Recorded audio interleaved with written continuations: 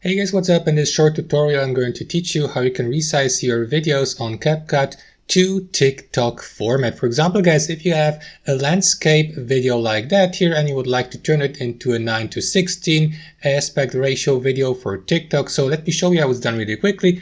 So what you'd want to do guys is simply add your video clip to your timeline, and after that left click on it, and here in the bottom right corner of the preview window you will see this icon, aspect ratio, so click on it and simply select your favorite aspect ratio from that list below, like 9:16 for instance, which is the proper aspect ratio for most TikTok videos, just like that. And what you want to do after that guys is resize your video, for example, to get rid of that black background here above and below your video. So what you want to do is simply left click on one of the edges of your video, of your frame, just like that, and manually resize your video so that it covers the entire frame, just like that. Super simple, as you can see. And now we can export the video in that format, in TikTok format, and publish it on TikTok. So that's basically it. Thanks for watching and have a wonderful day.